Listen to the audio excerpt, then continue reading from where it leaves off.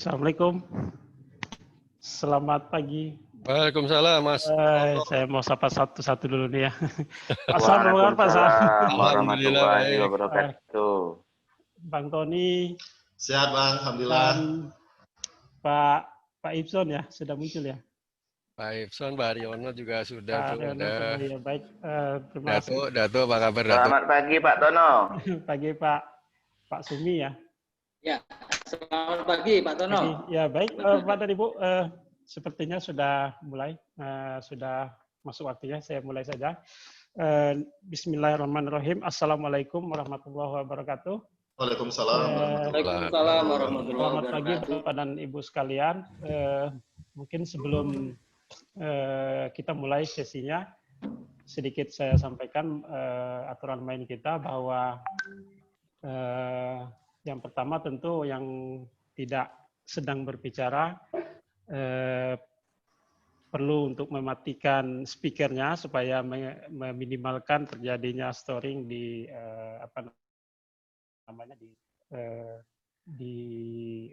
room ini. Kemudian juga nanti jika terjadi itu juga host bisa melakukan sendiri jika ada yang memang dilihat bisa mengganggu kenyamanan room. Kemudian nanti narasumber dan penanggap akan memiliki waktu masing-masing 10 menit sesuai dengan nanti gilirannya yang saya sampaikan. Dan Bapak Ibu yang ingin bertanya bisa juga melalui chat, gitu ya.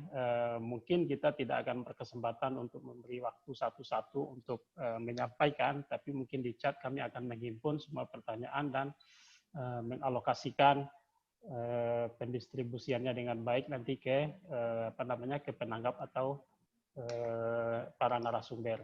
Jadi mungkin demikian, kita berharap maksimal jam 12 itu kita sudah bisa selesai, itu maksimal gitu ya, karena diprediksikan 2,5 jam kita bisa selesai. Tapi kalaupun toh nanti akan ada tambahan waktu, ya kita akan alokasikan maksimal pukul 12. Baiklah Bapak dan Ibu sekalian, kegiatan ini diselenggarakan sebagai bagian dari proses mendorong terjadinya pembelajaran.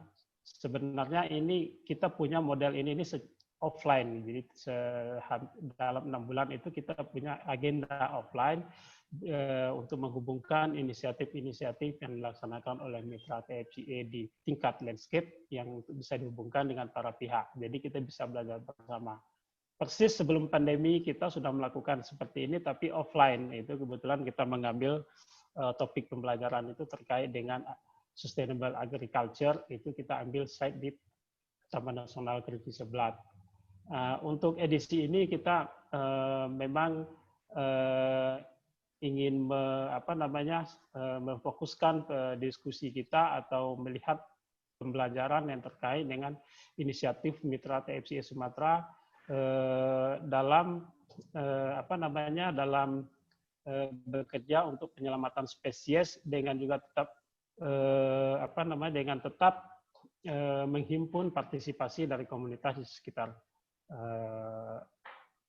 sekitar kawasan-kawasan konservasi yang tentu dalam hal ini adalah terkait dengan ruang jelajah dari habitat dari satwa-satwa liar. Di kesempatan ini ada 3 inisiatif yang sebenarnya ingin kami sampaikan sesuai dengan topik yang kita angkat. Jadi untuk diskusi kali ini hashtagnya itu manusia satwa, bisakah hidup tanpa konflik? Jadi sebenarnya ini memilih topik ini sebenarnya sudah cukup lama kita gitu ya untuk menentukan topik utamanya.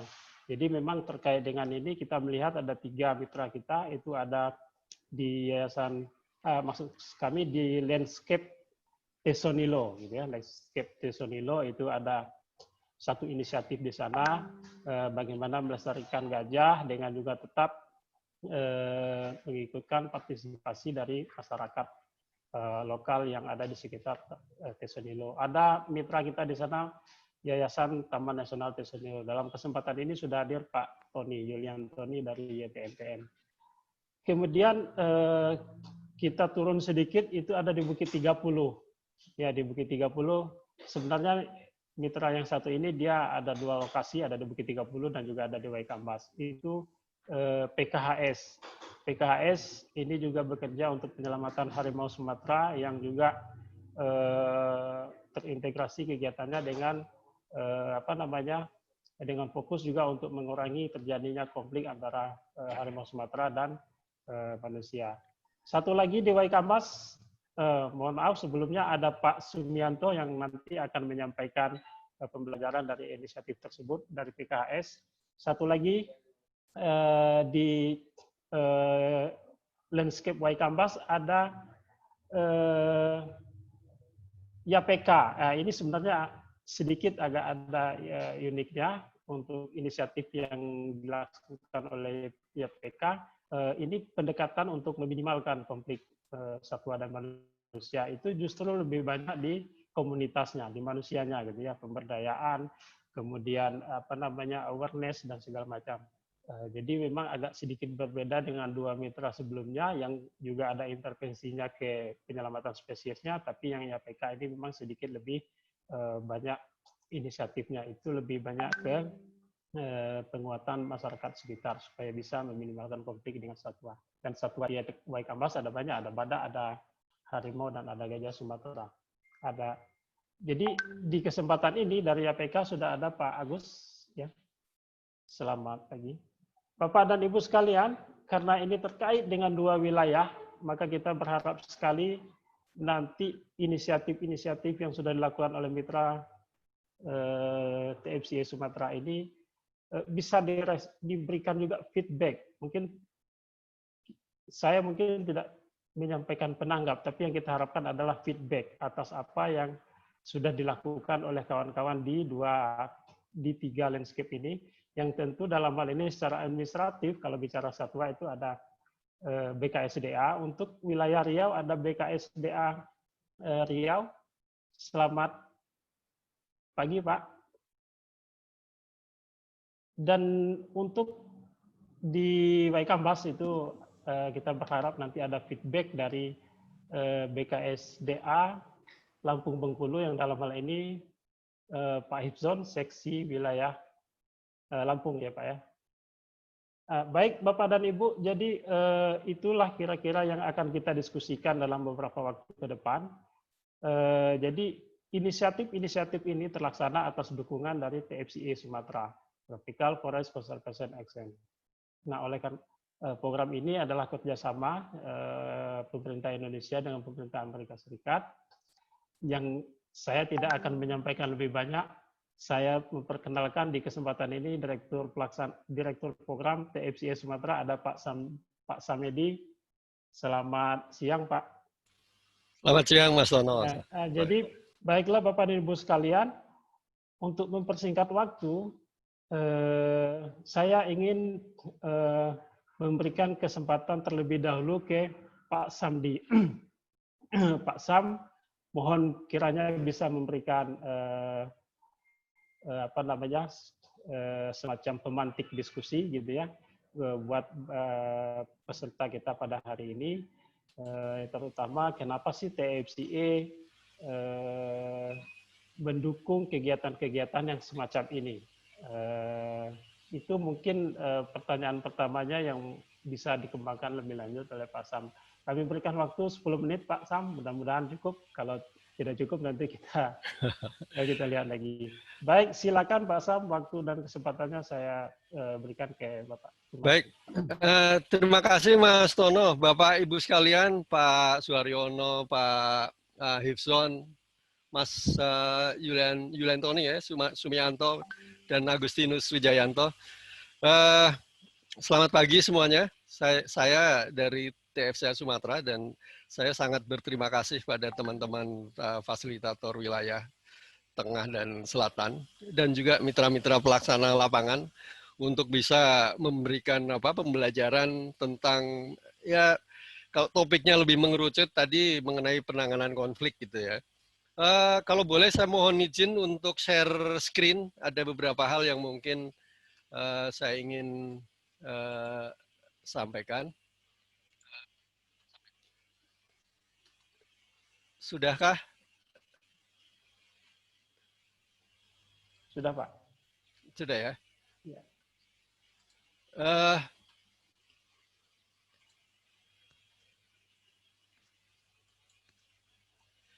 Ini, Bapak Ibu sekalian, terima kasih tadi ke pertanyaan Mas Tono pertama kali itu mengenai mengapa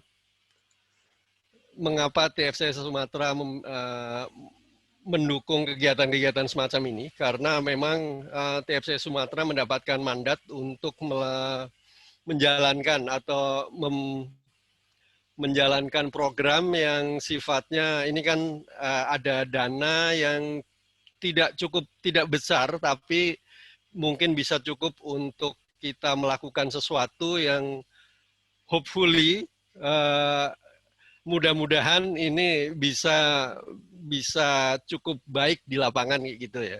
Dan salah satu kegiatannya adalah mengenai bagaimana kita menanggulangi atau paling tidak mengurangi konflik antara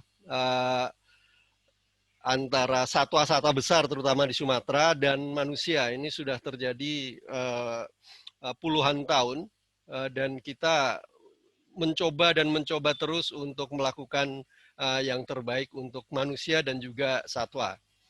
Itu sih kira-kira salah satu alasannya gitu. Mungkin saya ingin sampaikan beberapa hal mengenai konflik antara manusia dengan satwa. Itu biasanya memperebutkan ruang atau sumber daya alam yang terbatas.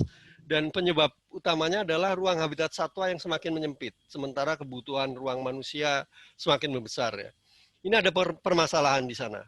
Salah satunya permasalahan tata ruang. Gitu. Benarkah pola ruang dan struktur ruang saat ini sudah memperhatikan keanekaragaman hayati ini ya secara umum? Di antaranya habitat, penyebaran populasi satwa besar gitu. Sudahkah ke sana gitu? Permasalahan tata guna lahan gitu. Sekarang daerah-daerah dataran rendah itu banyak dikonversi menjadi non-hutan atau penggunaan yang tidak kompatibel dengan konservasi. Gitu. Kemudian pertambahan jumlah penduduk ini ya semakin besar itu kegiatan-kegiatan banyak yang semakin ada hal-hal yang kalau mungkin nih Pak Aryono ini ahlinya itu ya kegiatan-kegiatan yang sifatnya non prosedural atau ilegal lah gitu ya katakanlah gitu ya. Perambahan, kemudian ada yang legal juga gitu ya, tapi tidak kompatibel, misalnya pembangunan infrastruktur yang memotong kawasan konservasi, tumpang tindih perizinan dan lain-lain gitu. Dan yang terbaru, ini ada pandemi zoonosis ya. Apa itu zoonosis? Itu penyakit yang ditularkan oleh hewan termasuk satwa liar ke manusia dan juga sebaliknya gitu. Nah ini COVID-19 ini salah satu tertuduhnya itu adalah satwa liar gitu. Dan ini kita sangat concern dengan ini. Oleh sebab itu bagaimana kita menangani satwa liar dengan baik. Nanti mungkin sedikit saya akan sampaikan hal itu gitu. Mengenai tata ruang ini salah satu contoh ya kondisi tata ruang di Riau gitu ya. Dari mulai TGHK 86 sampai keputusan Menteri LHK tahun 2016 gitu ya. Kalau di atas kertas sih luasnya kira-kira masih sama ya, sekitar 5,4 jutaan gitu ya. Tapi bagaimana kondisi di lapangan ini ini ada salah satu peta yang saya ambil dari internet. Mudah-mudahan ini valid gitu ya. Dari IOF, Eyes of Forest gitu ya, tahun 2018 gitu. Itu kondisinya memang ya kayak gitu, mungkin terpotong-potong, fragmented dan sebagainya gitu. Itu permasalahan yang ada gitu, sehingga konflik memang tidak bisa dihindarkan gitu ya. Nah, penanganan selama ini itu apakah sudah efektif gitu ya? Ini yang kita pertanyakan gitu. Investasi yang selama ini dilakukan gitu ya, ronda malam, pembuatan pagar penghalang, barrier gitu, kemudian penggunaan satwa-satwa penjaga dan sebagainya itu apakah sudah efektif gitu? Investasi yang masif yang selama ini dikeluarkan oleh pemerintah dan LSM juga gitu, itu kelihatannya perlu dievaluasi kembali gitu. Kita untuk meredam konflik hidup harmoni dengan alam itu tidak selalu mudah gitu. Kita tidak mudah untuk damai dengan tetangga, apalagi kalau tetangganya itu adalah satwa liar gitu. Ini yang menjadi penting gitu ya. Kemudian bagaimana kita harus memahami hubungan antara manusia dengan satwa liar, dan melindungi satwa liar itu penting, karena satwa liar tadi fungsinya di alam itu sangat penting. Kalau tidak, keanekaragaman hayati kita hilang. Kata guru kita dulu gitu, keanekaragaman hayati itu adalah masa depan umat manusia. Kalau keanekaragaman hayati hilang, masa depan kita ikut hilang gitu. Nah, mungkin ada dua cara yang sebetulnya kita tawarkan juga untuk melakukan ini, meredam konflik hidup ini. Yang pertama, mestinya kita pakai cara-cara yang alami untuk mendukung manusia dan satwa hidup bersama berdampingan secara harmoni. Seperti apa nanti coba kita pantik bersama gitu ya. Kemudian menyediakan ruang bagi satwa liar melalui pengembangan kebijakan oleh negara gitu. Ini akan menjadi penting karena saat ini kelihatannya habitat yang terfragmentasi itu lebih banyak disebabkan oleh kegiatan-kegiatan yang disebabkan oleh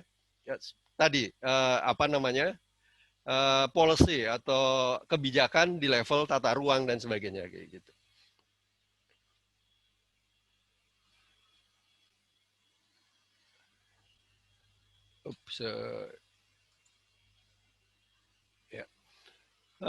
Yang pertama, untuk beberapa contoh cara hidup alami ini, itu penggunaan pengusir alami gitu. Itu kita sudah banyak gitu ya, kayak pakai lebah itu teman-teman mungkin di Tesonilo itu sudah memakai ini ya, penggunaan lebah untuk mengusir gajah dan sebagainya gitu.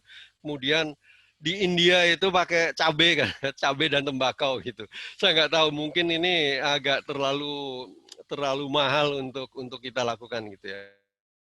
Juga ada bank ternak di beberapa pedesaan di Afrika dan India, itu mereka mengembangkan semacam bank ternak. Jadi kalau ada petani atau peternak yang ternaknya mati atau luka, itu diganti oleh bank gitu. Tapi nanti mesti ada mekanismenya gitu ya, bank ternak ini gitu ya. Alternative water points kayak gitu, itu untuk menyediakan sumber air dan sebagainya oleh manusia, dan ini sangat baik untuk menghentikan satwa liar melalui sumber air yang disediakan manusia. Kalau di beberapa tempat itu terjadi, mungkin saya tidak tahu apakah di Indonesia ini cukup efektif untuk melakukan ini, karena kondisi hutannya yang rainforest seperti itu gitu ya. Ini mungkin di Afrika sangat cocok gitu ya. Wildlife tourism. Nah, ini yang mesti dikembangkan gitu ya. Setelah masyarakat belajar hidup berdampingan dengan satwa liar gitu ya, perusahaan turisme dapat dibentuk. Desa-desa sekitar kawasan mendapatkan keuntungan dari hidup berdekatan dengan satwa liar gitu. Di Afrika yang dibangun oleh dengan hotel Mara River Safari ini, lodge di tempat di mana tadinya itu daerah konflik, sekarang kita bisa melihat satwa dengan indahnya seperti itu ya. Itu ya ini contoh-contoh yang mungkin bisa kita lakukan gitu. Nah, untuk pemerintah sendiri gitu ya. Bagaimana menyediakan ruang melalui kebijakan dalam tanda kutip kebijakan hijau gitu. Manusia akan terus berbagi ruang dan sumber daya dengan satwa gitu. Dan ini pasti akan mengundang konflik gitu ya. Ini jelas kita perlukan perubahan yang mendasar dari paradigma dan kebijakan di tingkat pemerintah dan juga masyarakat luas gitu ya. Yang pertama kita harus utamakan keanekaragaman hayati di dalam penataan ruang gitu ya. Sesuai Undang-Undang 32 tahun 2009 misalnya kita itu ada kewajiban membuat KLHS. Nah, KLHS seperti apa yang harus dibuat? Itu harus disusun berdasarkan input konservasi keanekaragaman hayati. Nah, ini teman-teman di lapangan itu bisa membackup atau mendukung pemerintah daerah, pemerintah provinsi, pemerintah kabupaten untuk membuat KLHS yang berbasis keanekaragaman hayati. Membangun tempat-tempat perlindungan di luar kawasan habitat-habitat adaptation value forest atau areas gitu, itu mesti dibangun gitu ya. Teman-teman NGO di Aceh itu sudah dimulai gitu ya. Membangun konektivitas antara habitat yang terpotong tadi dengan habitat yang lainnya itu menjadi sangat penting. Dan ini ada konsep yang relatif baru sebetulnya, tapi belum ada dasar hukum undang-undangnya, itu KEE gitu ya, konservasi ekosistem. Ya, kawasan ekosistem esensial gitu ya. Ini mungkin bisa juga berupa tadi ACV atau konektivitas atau apapun yang dia bisa berfungsi sebagai ini kawasan dengan fungsi ekologi yang tinggi tapi berada di tempat-tempat yang mungkin sudah ada izinnya, berada di luar kawasan konservasi dan sebagainya gitu ya. Dan mengelola kawasan produksi dengan menerapkan best practices gitu ya. Ramah terhadap satwa liar. Ini sudah dilakukan oleh teman-teman di Tesonilo, nanti mungkin bisa kita dengar bersama gitu ya.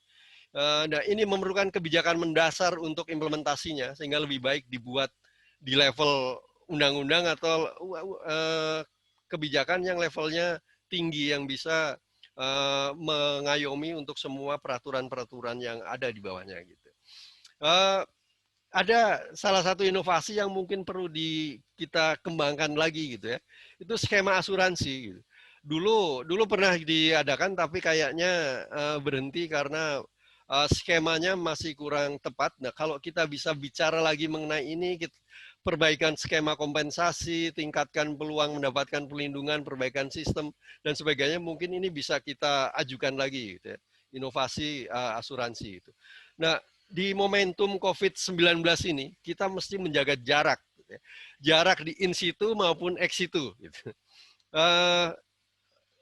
Banyak sekali contoh bahwa penularan penyakit-penyakit baru maupun penyakit-penyakit yang sudah lama tapi muncul kembali itu disebabkan oleh satwa liar. Nah, ini kita perlu sekarang menjaga jarak di in situ. Oleh sebab itu tadi tata ruang yang bagaimana yang kita bisa menjaga jarak antara manusia dan satwa gitu ya. Paling tidak kalaupun misalnya mass tourism tadi kita hindari, kita bisa membuat satu tourism yang dengan orang dengan pengunjung yang jauh lebih kecil tapi mungkin pendapatan yang lebih besar kalau kita mau membangun tourism berbasis satwa liar itu tadi gitu ya.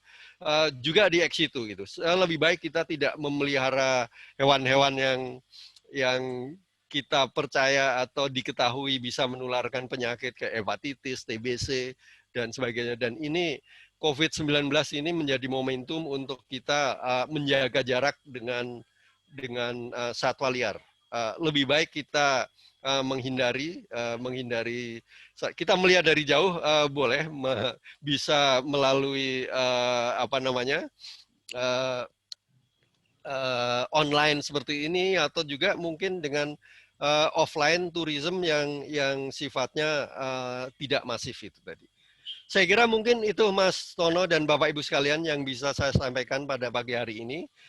Saya ucapkan semoga kita bisa menghasilkan sesuatu pembelajaran yang baik buat teman-teman semua, masyarakat luas, dan juga kita sendiri untuk perbaikan program ke depan.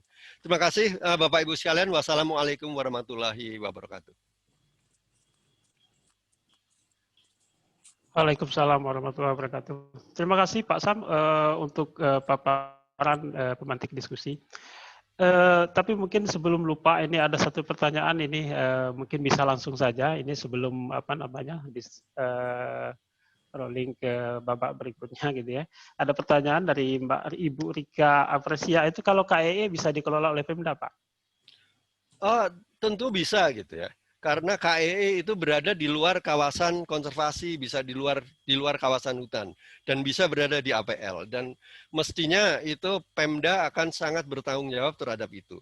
Tapi kita mesti melihat status kepemilikan dari kawasan itu. Apakah itu statusnya hak milik, ataukah itu berada di atas izin perkebunan, izin HTI, izin apapun kayak gitu ya, itu bisa terjadi. Dan kalau itu kawasannya berada di bawah kendali pemerintah daerah, mestinya pemerintah daerah bisa melakukan itu. Permasalahannya adalah saat ini belum ada undang-undang atau peraturan yang tinggi yang bisa membuat atau memberikan semacam insentif gitu ya. Jadi kalau itu sudah ada izin misalnya, insentif apa yang bisa diberikan kepada dia? Yang sekarang yang ada bahkan disinsentif gitu. Seperti misalnya pajaknya tetap dia bayar, kemudian kalau di perkebunan misalnya kalau kawasannya itu tidak dikelola karena kita ingin membuat itu sebagai KEE, itu malah kena penalti. Hal-hal ini yang kita harus singkirkan melalui dalam tanda kutip kebijakan yang lebih baik untuk ini gitu. Itu sih Mas Tono, terima kasih. Baik, terima kasih Pak Sam. Saya pikir untuk pertanyaan dari Mbak Rika tadi sudah terjawab. Bapak dan Ibu sekalian, jadi itu tadi yang sudah disampaikan oleh Pak Samdi terkait dengan kenapa inisiatif semacam upaya untuk meresolusi konflik antara satwa dan manusia ini didukung, dan kemudian juga seperti apa pendekatan yang didorong oleh TFCA. Paling tidak ada dua pendekatan tadi, kita menggunakan pendekatan yang alami, dan yang kedua mendorong dari sisi kebijakan untuk penyediaan ruang bagi habitat satwa liar. Kita mau masuk ke pembelajaran di lapangan, seperti apa sih sebenarnya upaya-upaya yang sudah dilakukan oleh mitra-mitra TFCA di beberapa lokasi. Saya mengundang untuk pertama sekali Pak Tony, gitu ya. Saya akan memberikan waktu 10 menit bagaimana upaya untuk yang dilakukan selama ini dalam rangka penyelamatan gajah Sumatera dan juga resolusi konflik supaya tidak terjadi antara gajah dan manusia di sekitarnya. Saya berikan waktu 10 menit. Silakan Pak Tony dari YTNTN. Baik, terima kasih Bang Tono. Assalamualaikum warahmatullahi wabarakatuh. Assalamualaikum warahmatullahi wabarakatuh. Waalaikumsalam warahmatullahi wabarakatuh. Yang kami hormati Pak Haryono, Pak Ibson, Pak Samedi, teman-teman dari Pundi Sumatera, teman-teman dari PKHS dan YAPK, serta peserta webinar lainnya. Baik, saya akan mencoba untuk mempresentasikan materi saya tentang pembelajaran dalam pelibatan para pihak untuk meminimalisir konflik di gajah di Taman Nasional Tesonilo. Tetapi mohon maaf, ini saya kok nggak bisa share screen ya. Di host disable participant screen sharing. Sudah Pak. Oke, sudah. Baik.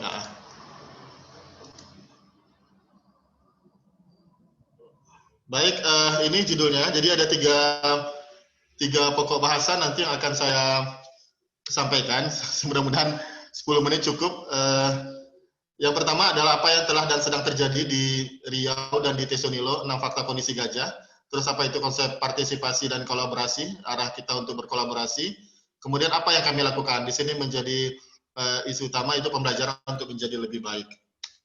Nah, ini ada 6 fakta tentang kondisi gajah di Riau. Yang pertama, bahwasanya keberadaan gajah itu lebih banyak di luar kawasan konservasi. Nah, ini bisa dilihat. Mengapa ini terjadi? Karena pertama memang perilaku gajah itu berkelompok dan mereka suka menjelajah. Ini ada kaitannya juga dengan kebiasaan ataupun dengan fungsi-fungsi fisiologis di dalam tubuh mereka. Gajah misalnya itu tidak merupakan hewan pemamah biak, tetapi dia disebut dengan non-ruminansia, artinya dia hanya melakukan pencernaan sekali saja, sehingga makanan yang dimakan oleh gajah itu cepat sekali keluarnya. Nah, untuk itu dia membutuhkan pakan yang sangat banyak, 10% rata-rata dari berat tubuhnya. Seekor gajah dewasa itu bisa memakan sampai 1/4 ton tumbuhan dalam waktu 1 hari. Lalu tadi seperti saya sampaikan, kebutuhan pakan, reproduksi, dan perlindungan. Bahwasanya gajah itu hanya membutuhkan 3 hal ini tadi. Tadi kebutuhan pakan, mereka juga untuk reproduksi, dan mereka membutuhkan perlindungan ketika mereka istirahat. Kemudian faktanya mereka mempunyai ruang jelajah yang lebih luas dibanding kawasan konservasi. Di Riau itu ada 8 kantong gajah.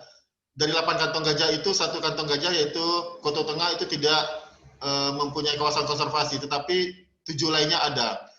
Mahato ada hutan lindung Mahato, di Balai Raja ada SM Balai Raja, di Giamsia kecil ada SM Giamsia kecil, kemudian di Tesonilo, di Tapung ada Taman Hutan Raya Tahura, kemudian di Tesonilo itu ada 2 kantong, di sana ada Taman Nasional Tesonilo dengan 81.000 hektar, dan Serangge dengan Taman Nasional Bukit 30. Tetapi di wilayah intervensi kami, di Giamsia kecil, Balai Raja, serta di Tesonilo, itu temuan kami menunjukkan bahwasanya gajah itu 80% lebih itu berada di luar kawasan konservasi. Nah, ini juga mungkin ada kaitannya dengan apa yang disampaikan oleh Pak Semedi, bagaimana menciptakan ruang tersendiri untuk habitat gajah. Dan yang terakhir sebenarnya adalah mengapa mereka berada di luar kawasan konservasi, karena untuk menghindari ancaman. Kawasan konservasi di Riau itu memang masih belum clear and clean dari intervensi manusia. Tesonilo, nanti saya sampaikan, itu sekarang mungkin hanya 20% kawasan hutannya. Maksud saya tutupan hutannya. Sedangkan di Balai Raja lebih parah lagi, dari 18 ribuan hektar hanya tinggal 250 hektar saja yang ada tutupan hutannya. Nah, gajah ini adalah hewan darat terpintar ya. Jadi dia memang mempunyai adaptasi untuk menghindari ancaman, untuk menghindari kontak dengan aktivitas manusia. Nah, ini kematian gajah masih ada. Di sebelum proyek kami dengan TFCA kami lakukan 2017 lalu, ini bisa dilihat bahwasanya kematian gajah itu memang terjadi penurunan di 2016 tinggal 4 ekor, tetapi 2015 dan 2014 itu tertinggi mencapai 24 ekor. Lalu ini jumlah konflik yang dimitigasi juga mengalami peningkatan, dan kebanyakan konflik itu berada di luar kawasan konservasi. Di 2016 kita melakukan konflik yang dimitigasi itu lebih kurang 5 kali. Nah, ini yang saya sampaikan tentang habitat. Ada 3 hal: kehilangan habitat, habitat hutan itu, habitat gajah itu tidak menjadi lagi habitat gajah, degradasi habitat, penurunan kualitas habitatnya, dan fragmentasi habitat terkotak-kotak. Kalau Bapak-Bapak dan Ibu lihat gambar di bawah, itu adalah salah satu kawasan HSCV di salah satu konsesi. Ada hutan di sebelah kanan dan di sebelah kiri. Ini sebenarnya kawasan mereka sudah membuat HSCV, tetapi belum terkoneksi. Nah, ketika gajah ingin berpindah dari satu kelompok hutan ke kelompok hutan yang lain, dia harus melewati tumbuhan yang ditanam oleh konsesi tersebut. Nah, ketika itulah maka gajah memakan tumbuh-tumbuhan yang ditanam oleh konsesi. Kemudian, kekurangan SDM, sumber daya manusia. Di Tesonilo itu ada 3 flying squad, gambar sebelah kiri atas, tetapi itu semua ada di bagian utara Tesonilo. Sedangkan di bagian selatan di bawah itu tidak ada. Ada flying squad Yayasan Tesonilo di Gondai dengan 3 ekor gajah jinak, ada RAPP dengan 6 ekor, dan flying squad Balai Taman Nasional dengan 8 ekor. Tetapi di bawah atau di kantong Teso Utara itu tidak ada tim untuk melakukan mitigasi. Di Balai Raja dan Giamsia kecil ada beberapa teman-teman NGO, ada PLG Sebanga juga, tetapi di wilayah Siak itu itu tidak ada. Di Tahura ada teman-teman PLG Minas yang bekerja sendiri di sana. Kemudian kalau di Mahato dan di Srage sama sekali tidak ada yang melakukan aktivitas perlindungan atau konservasi gajah. Ancaman, nah ancaman juga masih tinggi. Tadi saya sudah sampaikan gajah mengapa berada di luar kawasan konservasi salah satu untuk menghindari ancaman. Ini data yang kami dapatkan dari September 2017 sampai Juni 2020, jumlah ancaman yang kami temukan selama periode patroli yang didanai oleh TFCA Sumatera. Kesimpulannya adalah keberadaan gajah di Provinsi Riau masih terancam. Untuk itu perlu tindakan out of the box untuk memulihkannya. Dan kami suka sekali hashtag Kementerian Lingkungan Hidup dan Kehutanan, karena konservasi tak mungkin sendiri. Ini saya sampaikan nilai penting dari gajah. Tadi Pak Samidi sudah menyampaikan sedikit. Dia merupakan spesies payung. Artinya kalau gajah dilindungi, maka wilayah yang dilindungi gajah itu juga keanekaragaman hayatnya juga akan terlindungi. Kemudian juga sebagai penyebar benih, saya sampaikan tadi bahwasanya dia adalah non ruminansia. Artinya tidak terjadi pencernaan yang sempurna. Jadi makanan yang dimakan oleh efisiensi pencernaan di gajah itu hanya kurang dari 50%. Sehingga benih yang dimakan itu akan keluar lagi dalam bentuk benih. Nah, ketika dia makan, kemudian dia berjalan selama 1 jam, kemudian dia membuang kotoran, maka tersebarlah benih yang dimakannya.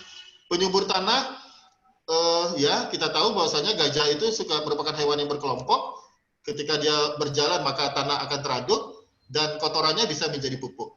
Dia juga sumber ilmu pengetahuan dan kearifan lokal. Beberapa nilai kebijakan lokal misalnya yang terkenal itu gajah di depan mata tidak nampak, namun lalat di ujung lautan bisa kelihatan. Nah, seperti itu. Lalu ini konsep kami, konsep partisipasi menuju kolaborasi. Yang pertama tentang kolaborasi. Pertama harus ada syarat visi praktikal yang disepakati. Tapi saya pikir ini lanjut saja. Unsur kolaborasi saya lanjut. Nah, manfaat partisipasi. Pertama, mengapa partisipasi itu penting? Pertama, karena dia dari hanya kawasan perlindungan keanekaragaman hayati juga menjadi kawasan perlindungan keanekaragaman hayati mempunyai fungsi sosial ekonomi jangka panjang. Jadi tidak hanya sekarang kita tahulah pendekatannya bahwasanya kawasan konservasi itu bukan semata-mata kawasan konservasi, tapi juga harus memberikan manfaat juga bagi masyarakat sekitarnya. Kemudian beban pembiayaan yang semula hanya ditanggung oleh pemerintah sekarang ditanggung bersama juga oleh penerima manfaat. Kemudian penentuan kebijakan yang biasanya dulunya top up sekarang sudah mulai bottom up atau participatory. Dan pengelolaan yang berbasis pemerintah sekarang menjadi pengelolaan yang multi stakeholder atau berbasis masyarakat juga bisa. Nah, ini masuk kepada tema yang ketiga, apa yang sudah dilakukan. Tapi pendekatan sebelumnya saya sampaikan, pendekatan yang kami gunakan itu adalah buka mata, buka hati, buka dompet atau singkat dengan maju. Buka mata dengan memperkenalkan fakta gajah itu seperti apa, aturan hukumnya seperti apa. Buka hati adalah kegiatan untuk penjangkauan, komitmen, dan kesadaran. Dan buka dompet atau singkat dengan maju sebenarnya adalah istilah untuk agar mereka mau melakukan kegiatan konservasi terhadap gajah. Ada dua sebenarnya. Yang pertama adalah pelibatan masyarakat melalui pelatihan mitigasi konflik. Jadi kita tahu bahwasanya yang menerima pertama kali konflik adalah masyarakat. Jadi di luar kawasan konservasi itu, lahan yang di luar kawasan konservasi itu dikuasai oleh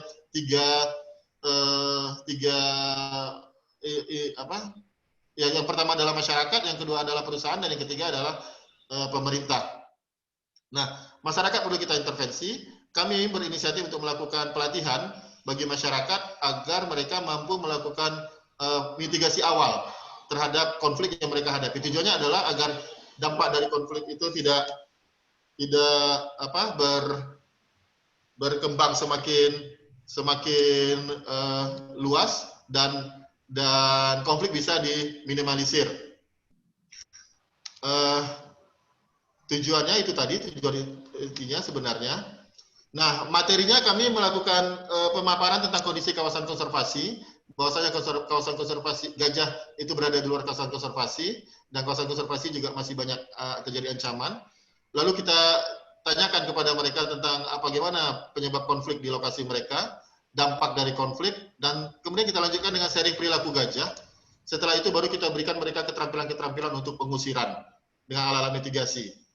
dengan cara membuat dan demo menggunakannya, serta memberikan bantuan peralatan tersebut.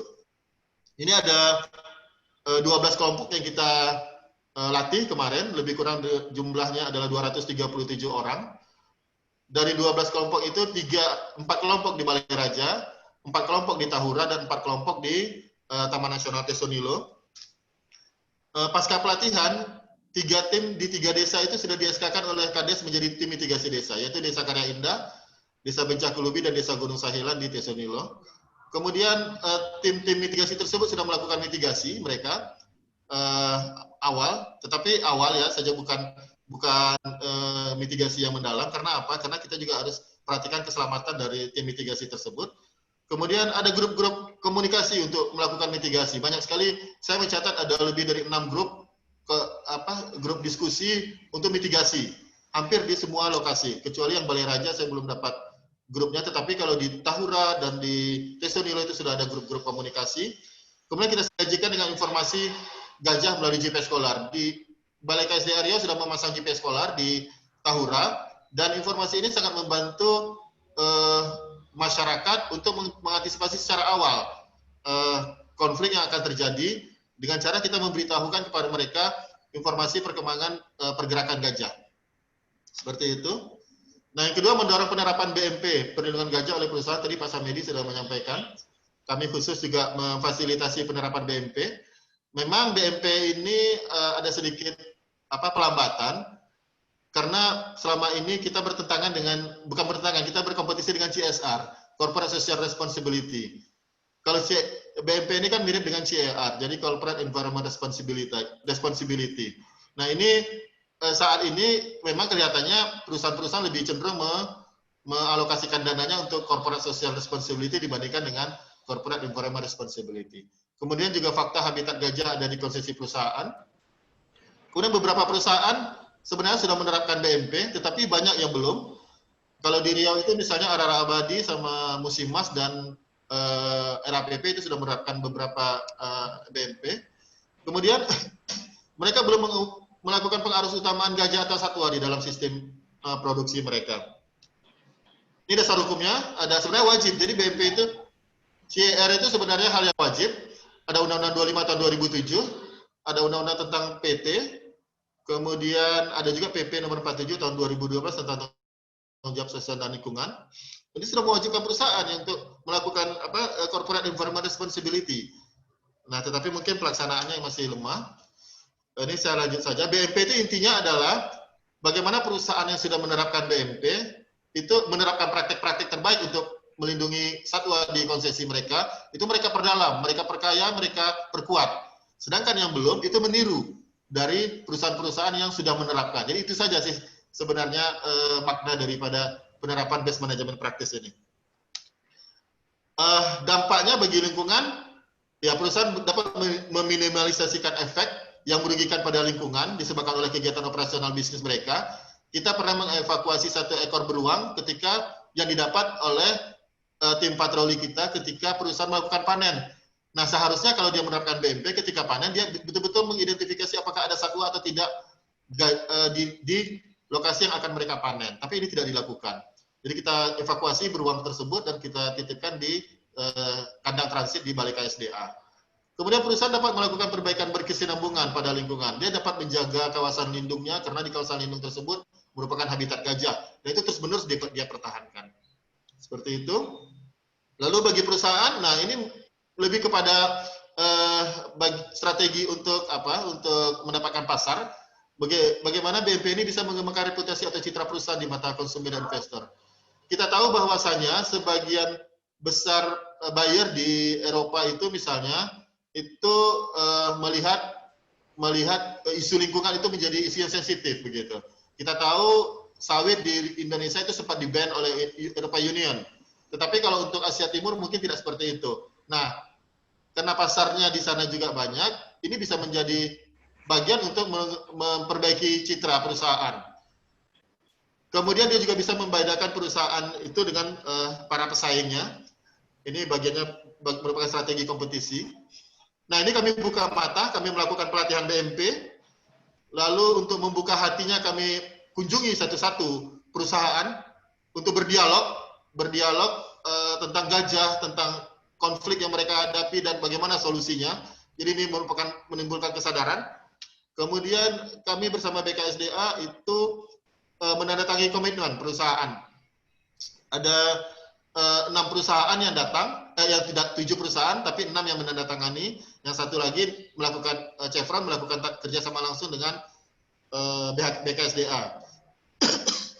Nah setelah itu baru mereka melakukan. Nah ini kita pun sampai memfasilitasi penyusunan draft BMP, desain BMP apa yang harus mereka lakukan. Ada 3 isu: pengkayaan habitat dan pengelolaan koridor seperti KEE yang disampaikan oleh Pak Samedi tadi.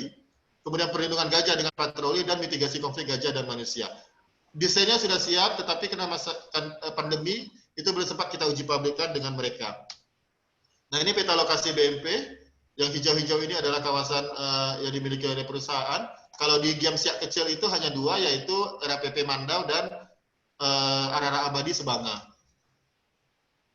Lalu, nah ini respon cepat terhadap konflik. Kami juga sedikit saya sampaikan tentang bagaimana kami memitigasi konflik. Jadi selain pelibatan para pihak, ada masyarakat dan perusahaan, juga internal kami. Kami juga mempunyai tim flying squad untuk merespon konflik secara cepat. Jadi yang seperti saya sampaikan tadi, ada kantongnya begitu luas, tetapi ada keterbatasan tim. Kemudian waktu terjadinya konflik yang tidak bisa diprediksi. Kemudian perubahan persepsi sebagian masyarakat, tadi gajah adalah hama. Kemudian menurunnya kepercayaan masyarakat. Ada indikasi sekarang ini, alhamdulillah sejak 2015 itu racun tidak digunakan lagi. Tetapi sekarang sudah kami menemukan dalam 2 bulan Agustus dan September ini mereka mulai menggunakan racun untuk mengusir gajah atau untuk menghindari kebun mereka dari gajah. Ini bahaya. Kemudian respon yang lama akan memunculkan dampak negatif yang lebih banyak. Ini sebaran flying squad di Tesonilo, ada flying squad Gondai, flying squad PT RAPP, dan flying squad Balai Taman Nasional Tesonilo. Ini kegiatan kami. Hasilnya adalah waktu tanggap kami kurang dari 24 jam. Kemudian jumlah konflik yang direspon semakin banyak. Jumlah masyarakat yang melapor, apakah ke BKSDA Riau ataupun ke Balai Taman Nasional Tesonilo ataupun ke yayasan langsung, itu juga semakin banyak. Sumber informasinya adalah laporan masyarakat, laporan otoritas, dan temuan tim. Kemudian ada kelahiran gajah itu lebih besar dari kematian gajah. Ini dari 3 kegiatan itu saya sampaikan, Bapak-Bapak dan Ibu-Ibu sekalian, bisa dilihat dari ini grafik kematian gajah. Sampai 2016, 2017, alhamdulillah di Riau tidak ada kematian gajah. Di 2018, 2019, sampai 2020 yang warna hijau, itu kematian gajah menurun, tetapi mulai terjadi peningkatan nih. Mulai terjadi peningkatan sampai pertengahan tahun ini. Nah ini kita juga harus waspadai. Tetapi itu lebih rendah daripada periode-periode sebelumnya. Kemudian ini konflik. Nah, memang konflik semakin banyak sejak 2017, 2018, 2019. Artinya apa? Artinya ini konflik yang ditangani oleh Yayasan dan BKSDA Riau ini menunjukkan bahwasanya masyarakat mulai menaruh kepercayaan kepada tim mitigasi. Mereka tidak mau melakukan mitigasi konflik sendiri yang tidak ramah terhadap satwa, terhadap gajah, seperti itu. Jadi bukan berarti kegiatan kita menghilangkan konflik, karena memang konflik itu definisinya adalah ketika terjadi pertemuan aktivitas manusia dan aktivitas gajah, maka terjadilah konflik seperti itu. Nah, selama kawasan habitat tidak clean dari aktivitas manusia, maka konflik pasti akan terjadi. Tidak ada itu bisa kondisi seperti itu akan kita intervensi dengan mengurangi dampaknya. Makanya kita harus perbanyak mitigasi. Nah, ini saya bandingkan saja perbandingan usaha mitigasi dan kematian gajah. Sebenarnya yang warna merah itu jumlah kematian dan jumlah mitigasi itu yang warna biru. Itu kelihatan ada perbandingan terbalik ya. Jadi ketika mitigasinya semakin tinggi, maka kematian gajah semakin rendah. Nah, untuk itu kegiatan mitigasi ini adalah hal yang penting. Kami melihat seperti itu. Ini memang grafik sederhana, tapi ketika kita bandingkan itu, ketika jumlah mitigasinya semakin tinggi, maka kematian gajah juga semakin rendah. Nah, ini kita juga melakukan selama 3 tahun didanai oleh TFCE, melakukan kegiatan pengobatan gajah terluka di alam. Ada 6 kali kita lakukan pengobatan gajah terluka di alam. Kemudian kita juga melakukan evakuasi gajah sakit atau disorientasi atau terisolir. Ini gajah dari Balai Raja, Sisruni dan Bara yang disorientasi sampai ke Kecamatan Tanah Putih di Rokan Hilir. Kita evakuasi ke Kantalang, lalu di sebelah ini adalah gajah liar dari Tesonilo, kita evakuasi mengalami disorientasi ke Kecamatan Kelayang. Lalu ini adalah Puan yang kita evakuasi, kena jerat, kita evakuasi ke PLG. Dan terakhir adalah evakuasi Kovita, gajah liar di satu ekor gajah liar yang kita evakuasi bulan Juli 2020 lalu. Tambahan, BKSDA Riau itu sudah BKSDA Riau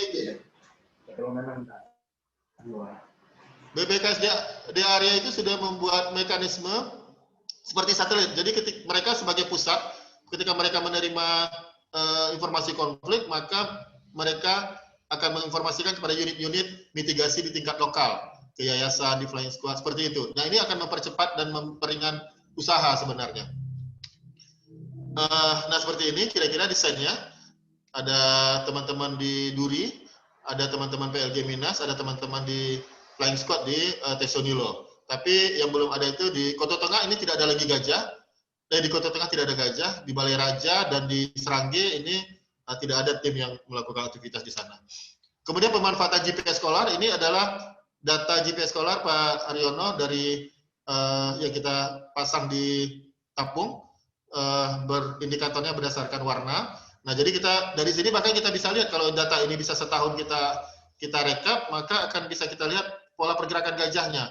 Pada bulan-bulan apa dia berada di bagian utara misalnya, pada bulan-bulan apa dia berada di bagian selatan.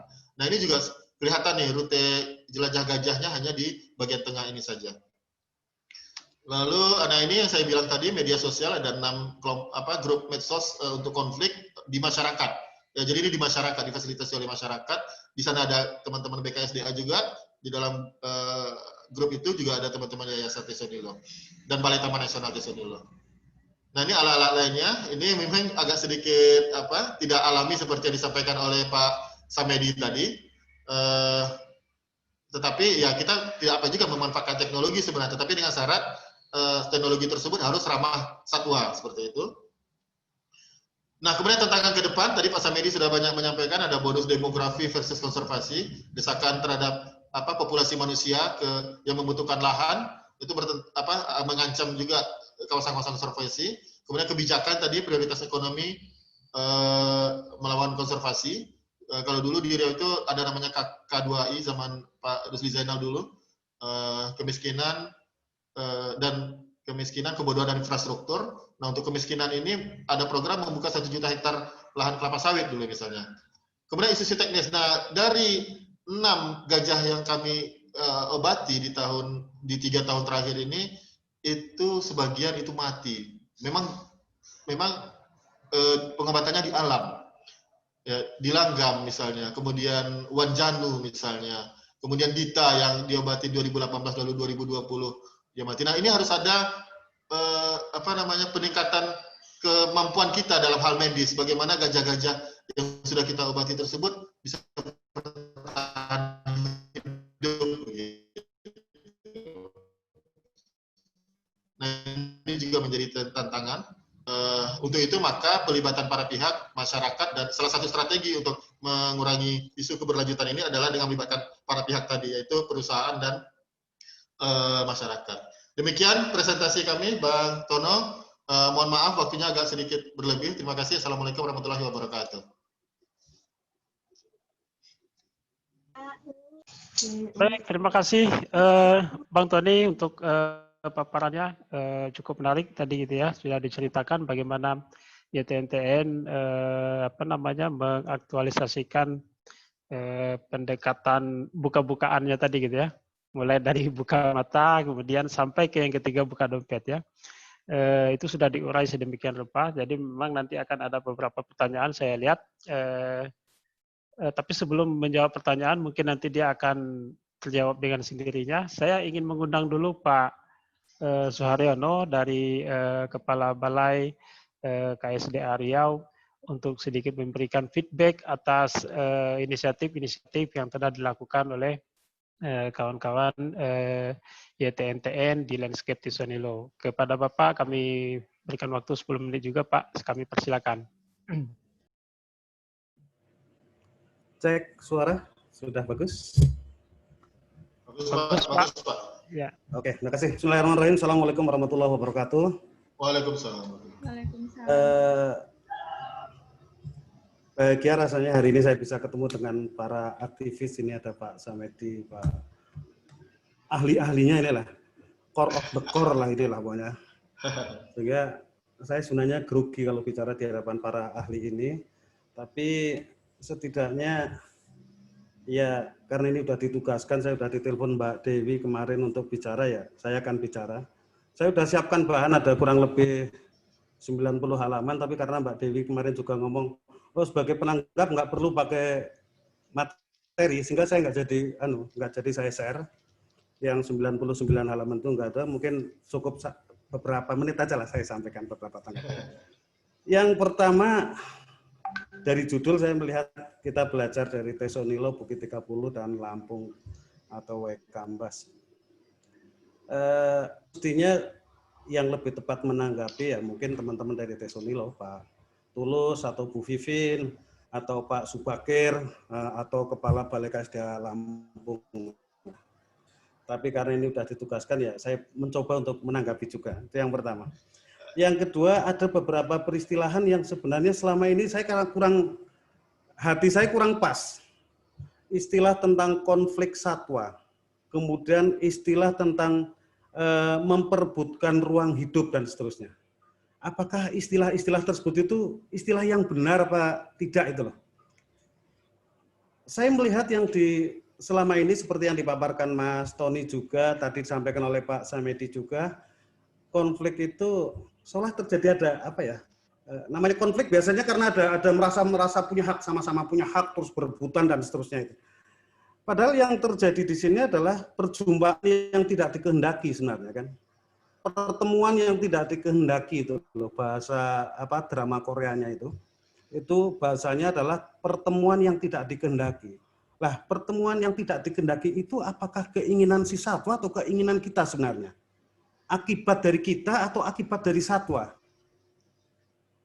Ini yang kadang-kadang kita baurkan. Jangan-jangan kita termasuk ikut golongan-golongan orang-orang yang ikut suka menyalahkan satwa kalau ada pertemuan ini loh.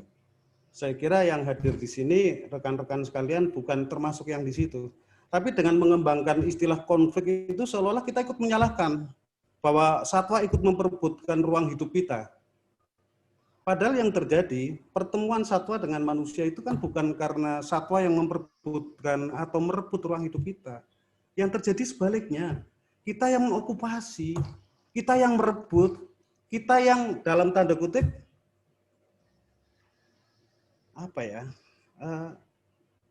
merebut ruang main mereka.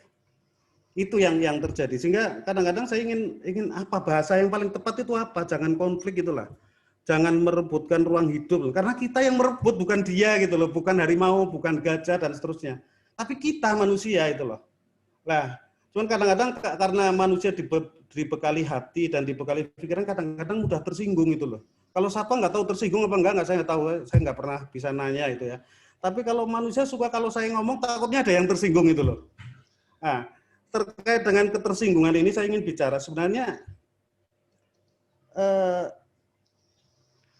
akar masalah di Riau. Saya ingin bicara hanya di Riau, yang di Jambi nanti mungkin bisa dikomentari sendiri atau di Lampung. Yang terjadi di Riau itu masalahnya apa? Mari kita lihat bahwasanya apa data yang disampaikan oleh Pak Samedi, Mas Antoni, dan saya pernah berkali-kali paparan bahwa semua konflik terjadi di luar. Nah, bicara konflik berarti bicara di luar kawasan konservasi. Bicara populasi, tadi disampaikan juga oleh Pak Antoni bahwa satwa yang kita lindungi itu lebih banyak di luar kawasan konservasi. Otomatis sering terjadi ketemuan dengan manusia itu loh. Lah, kenapa bisa terjadi satwa berada di luar kawasan konservasi? Pada beberapa webinar yang lalu ada seorang pembicara yang mengatakan jangan-jangan daya tampung kawasan konservasi kita, daya dukung kawasan konservasi kita yang sudah menurun, sehingga terjadi konflik, sehingga terjadi harimau ke supermarket, atau harimau masuk ke kantor DPR, atau gajah masuk ke ATM, dan seterusnya. Apakah seperti itu? Mari kita tengok. Tadi disampaikan Pak Samedi juga tentang TGHK. Apakah, nah pertanyaan saya, mari kita, jangan ada ketersinggungan di sini, mari kita coba kita berpikir sedikit ke belakang, tidak menghakimi atau memvonis kebijakan masa lalu, tapi mari kita bicara hari ini dan ke depan. Kalau ini disepakati, mari kita bicarakan bagaimana sih sebenarnya tata ruang masa lalu itu dan bagaimana sebaiknya ke depan itu. Bapak Ibu peserta seminar yang saya hormati, mari kita lihat bahwa kawasan konservasi di Riau hampir seluruhnya, 80% lebih adalah kawasan gambut. Kawasan berair, bahkan tergenang air hampir rata-rata. Nah, logika mana yang bisa membenarkan bahwa kawasan konservasi itu bisa menampung gajah? Nggak mungkin gajah berada di tempat air-air seperti itu. Itu yang pertama. Bapak Ibu lihat silakan peta yang ditampilkan oleh Mas Antoni nanti siapa, silakan ditampilkan lagi. Kawasan hutan konservasi yang ada di Riau hampir semua, mohon maaf sekali lagi bukan saya menghakimi ya, tapi mari kita lihat, hampir semua kawasan konservasi yang berada di Riau itu yakinlah dibuat di atas meja dengan garis lurus, pakai penggaris, bukan batas alam. Kawasan Tesonilo ini di peta itu garis lurus seperti anak. Kemudian Bukit Batu itu persegi panjang. Kemudian Giamsia kecil. Kemudian Tasik Besar Serkap, Sirkap dan Tasik. Itu semua kotak-kotak, Pak. Apa ada teori pembentukan kawasan hutan itu dengan cara seperti itu? Ini mari kita evaluasi ke belakang untuk bicara konflik-konflik itu akibat. Jangan disebab ini sebagai seolah sebab, konflik itu sebab terus kita berpikir bukan. Ini akibat, konflik yang terjadi hari ini adalah akibat. Kami punya pemikiran jelek bahwa kawasan konservasi yang ada di Riau ini, pemikiran jelek kami ya, moga-moga salah, nanti teman-teman yang ahli kehutanan, ahli peta boleh dikomentari. Jangan-jangan penetapan kawasan konservasi masa lalu adalah kawasan yang tidak layak dijual, yang tidak layak untuk dijadikan kawasan hutan produksi, untuk HTI, untuk kebun, atau untuk HPH. Jadikanlah kawasan konservasi. Ini yang terjadi. Nah, otomatis pada saat penetapan seperti itu dengan penggaris dan bukan batas alam, hanya ada dua di Riau yang menggunakan batas alam, yaitu Bukit Rimbang, Bukit Baling atau SM Rimbang Baling. Kemudian Bukit 30, itu batas alamnya masih kelihatan, tapi selebihnya tidak. Nah, apakah pada saat penetapan itu dulu, penunjukan kawasan hutan itu dulu, apakah itu sudah memperhatikan keberadaan populasi gajah misalnya atau harimau? Kami bisa sampaikan data bahwa 99 atau hampir 100% semua konflik, semua kejadian ini berada di luar kawasan konservasi. Ini yang terjadi, sehingga mari kita bicara bahwa tata ruang yang ada saat ini apakah sudah mendukung, apa tadi bahasanya Pak Samedi itu, kompatibel atau belum untuk sebuah satwa, untuk kita bicara populasi atau satwa liar. Nah, tentunya kita nggak hanya menghakimi masa lalu, ke depannya bagaimana? Termasuk para pemegang izin. Pada saat kita disajikan, ini pengulangan juga materi yang pernah saya sampaikan, pada saat teman-teman pemegang izin menyampaikan HCV, High Conservation Value yang ada di wilayah kerjanya, apakah penetapan HCV tadi sudah memperhatikan, apakah sudah memperhatikan adanya populasi, ataukah jangan-jangan HCV itu ditetapkan karena satu, nggak bisa diproduksi, nggak bisa produktif, sehingga diterapkan HCV. Situ genangan air, situ dalam, gambut dalam, dan seterusnya. Jadikanlah HCV. Luasannya tercukupi, tapi apakah berfungsi sebagai HCV atau tidak? Berfungsi nggak di situ sebagai perlindungan populasi satwa yang dilindungi atau tidak? Itu yang pertama. Yang kedua, jangan-jangan HCV itu untuk menghindari konflik. Karena kawasan yang ditetapkan HCV adalah kawasan yang berkonflik dengan masyarakat. Bukan karena ada populasi satwa gajah atau harimau atau beruang atau apapun. Ini buka hati, jangan ada yang tersinggung, tapi mari kita buka. Apakah penetapan tata ruang itu sudah bagus selama ini gitu loh. Jangan-jangan karena tata ruang dan karena regulasi dan karena kita kurang melakukan intervensi terhadap korporasi, sehingga inilah yang terjadi. Sehingga saya berharap tadi, mari kita bicara redesain tata ruang ke depan. Jangan-jangan kita perlu redesain, itu yang pertama. Yang kedua, jangan-jangan HCV-nya perlu kita cek, apakah benar HCV yang ditetapkan oleh perusahaan itu sesuai dengan karena kami belum pernah dilibatkan dalam menetapkan HCV, tahu-tahu sudah ada HCV. Itu yang ingin kita harapkan. Bapak Ibu, kami hormati, saya kira apa yang saya sampaikan ini sekali lagi, ini unek-unek saya yang tentunya kita ingin berpikir hari ini dan ke depan. Bukan ke belakang, tidak menghakimi masa lalu terus, tapi minta berpikir ke depan. Siapkah kita semuanya mendukung pemerintah, misalnya kita dukung Ibu Menteri, kita dukung Dirjen PHPL, kemudian Dirjen KSDAE, untuk bersama-sama melihat. Karena ini bukan masalah KSDAE saja, masalah Direktur Jenderal KSDAE bukan. Tapi ini masalah Kementerian Lingkungan Hidup dan Kehutanan.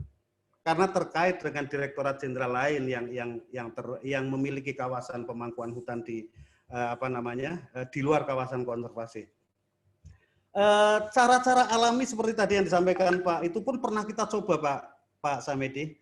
Di Bencah Kelubi, tadi yang disampaikan Mas Antoni, itu pernah masyarakat menanam cabai Pak. Yang terjadi pada saat cabainya sudah jadi, itu gajah itu kayak marah itu loh Pak. Ini real.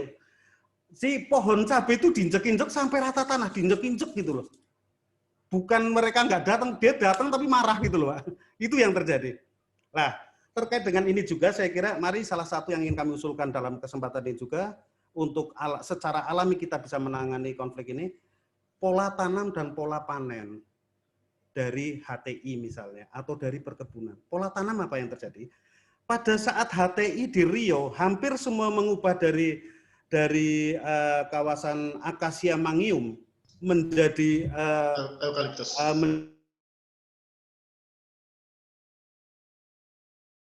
Lari atau gajah keluar semuanya dari kawasan HTI. Karena eukaliptus sama sekali tidak ramah. Itu yang pertama. Pola panen bagaimana yang kita kendaki? Pola panen dari kawasan sebagai kawasan hutan konservasi yang berada di tengah-tengahnya konsesi di sini, seringkali pola panennya dari batas kawasan konservasi keluar. Sehingga satwa yang berada di kawasan HTI ini bukan tergiring masuk ke kawasan konservasi, tapi justru tergiring keluar karena ada pola panen yang terbalik. Nah, ini barangkali bukan statement ilmiah, tapi mari kita buka pikiran aja. Terus kalau perlu dikaji oleh para ahli ini, ada Pak Samedi, ahli-ahlinya semua di sini. Mari kita ahli. Jangan-jangan pola panen juga berpengaruh terhadap perilaku satwa. Ini yang kita harapkan. Kemudian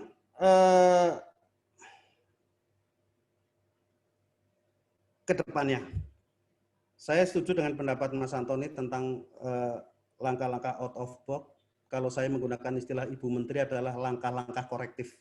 Langkah-langkah korektif artinya semua pihak mari kita mengoreksi apakah tadi penetapan tata ruang, apakah penetapan populasi tadi, jangan-jangan 8 kantong yang ada gajah, 8 kantong gajah yang disampaikan Pak Antoni itu udah nggak sesuai lagi statement-statement seperti itu. Jangan-jangan sudah lebih karena tercerai berainya kelompok gajah, seperti di Teso Tenggara sudah berapa sub kelompok, kemudian yang berada di antara Balai Raja dengan Giam Siak Kecil sudah tercerai berai menjadi sub kelompok juga, bahkan di Mahato kemarin Rohil misalnya sudah nggak ada gajah di sana. Lah mari kita sama-sama kita berpikir keluar. Saya sependapat tentang buka hati, buka pikiran, jangan ada ketersinggungan. Jangan ada ketersinggungan untuk melakukan koreksi ini, tapi mari kita sama-sama. Kita ajak sekali-kali diskusi seperti ini, juga jangan kita ajak cuman para ahli konservasi yang duduk ini, semua ahli konservasi yang hadir saya lihat.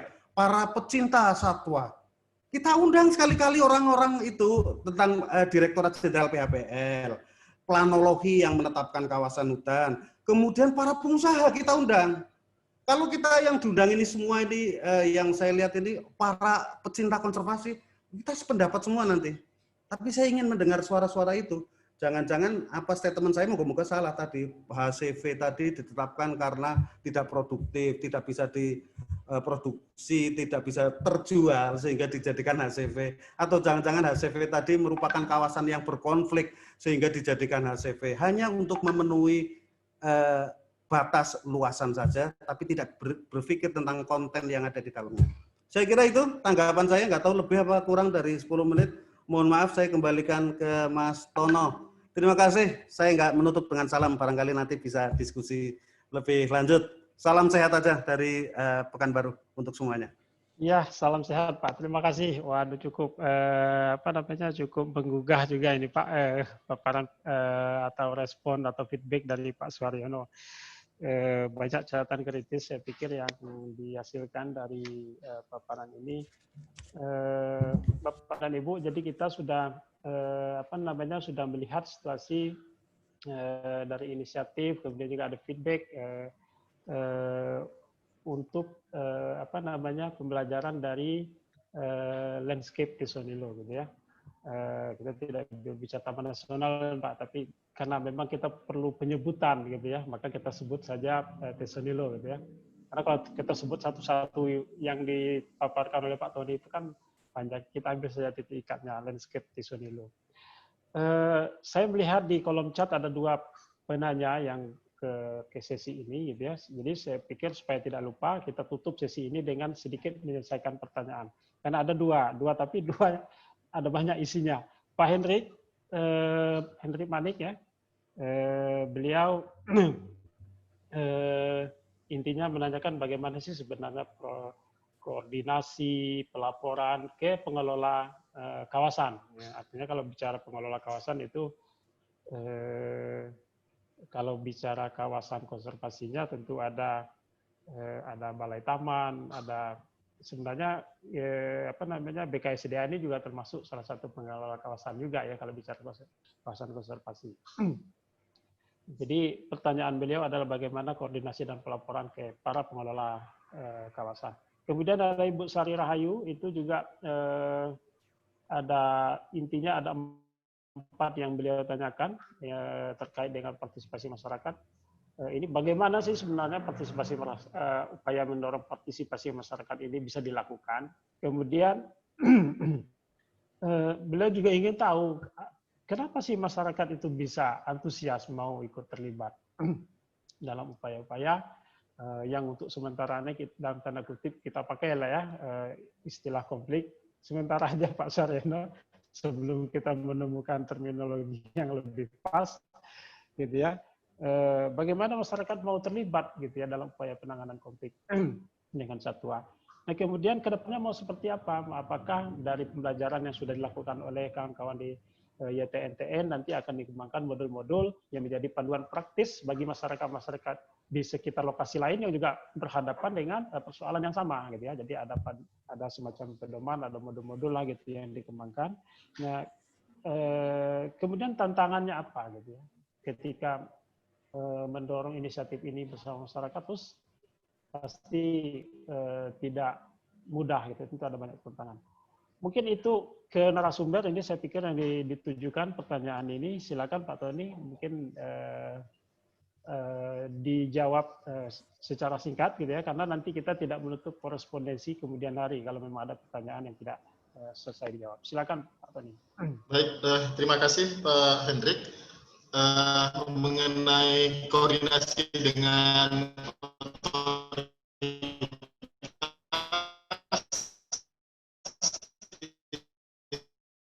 itu Yang pertama itu sebelum melakukan program ini kami sudah memberitahukan ke otoritas dan mendapatkan rekomendasi.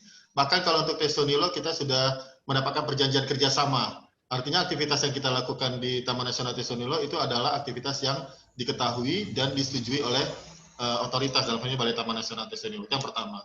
Yang kedua terkait dengan laporan dari mereka yang terkena konflik, itu lebih banyak memang masuknya itu lewat otoritas malah, lewat Balai Taman Nasional Tesonilo dan terutama kali lewat call center-nya BKSDA. Nah, kami juga mempunyai hubungan yang baik dengan teman-teman seksi wilayah 2 BKSDA Riau, Pak Hansen dan teman-temannya.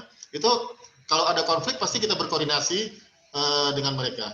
Lalu yang ketiga, kami juga misalnya kita juga ada kegiatan patroli smart, Pak Hendrik, itu juga melibatkan teman-teman staf otoritas. Jadi ketika kita melakukan patroli selama 16 hari itu lebih kurang 5 sampai 6 hari itu kita pasti melibatkan teman-teman otoritas untuk bersama-sama melakukan patroli bersama. Dan kita juga menyampaikan SPT bahwasanya kita akan melakukan kegiatan patroli di wilayah mereka. Dan terakhir Pak Hendrik, yang mempunyai kewenangan misalnya untuk kasus-kasus pengobatan ataupun kematian gajah itu memang adalah BKSDA Riau.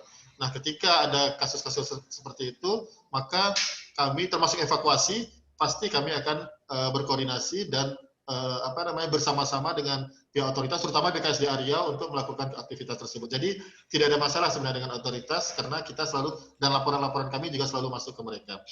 Itu Pak Hendrik. Lalu berkenaan dengan Ibu Sari Rahayu tadi ada 4 hal.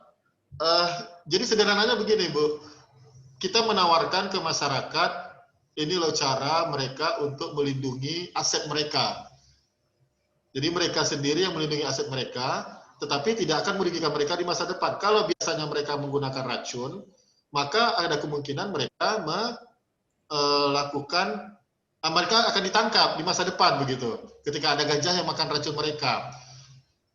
Lalu kita tawarkan teknologi-teknologi yang bisa mereka gunakan, bisa mereka lakukan begitu. Nah, mereka tertarik untuk terlibat karena mereka akan melindungi aset mereka sendiri gitu. Kita sendiri loh yang akan melindungi rumah kita. Nah, seperti itu sebenarnya tawaran. Yang kedua, kami memunculkan emosional mereka atau sejarah mereka terkait dengan satwa. Kita tahu bahwasanya kalau di masyarakat Melayu itu gajah ini mempunyai fungsi sebagai sumber kebijakan juga, dan mereka menganggap gajah ini sebagai keturunan dari nenek moyang mereka juga gitu. Sehingga mereka mau untuk melakukan hal yang pernah dilakukan oleh nenek moyang mereka, seperti itu. Sebelum mengembangkan tim-tim mitigasi konflik mandiri ini, kami sudah terlebih dahulu melakukan kegiatan untuk membentuk patroli masyarakat untuk perlindungan kawasan. Nah, kalau di Melayu kan ada satu struktur di bawah pimpinan adat itu namanya hulu balang. Hulu balang itu kan sebenarnya untuk menjaga kampung seperti itu. Nah, pendekatan seperti itu yang kami gunakan. Itu pertanyaan pertama. Lalu pertanyaan yang kedua, masyarakat, bagaimana masyarakat,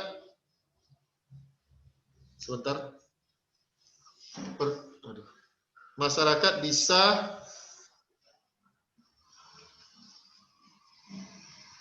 untuk pertanyaan keempat langsung mengenai kedepannya. Ya, tantangan ke depan itu kita sudah membangun dengan teman-teman BKSDA juga. Ini sebenarnya Pak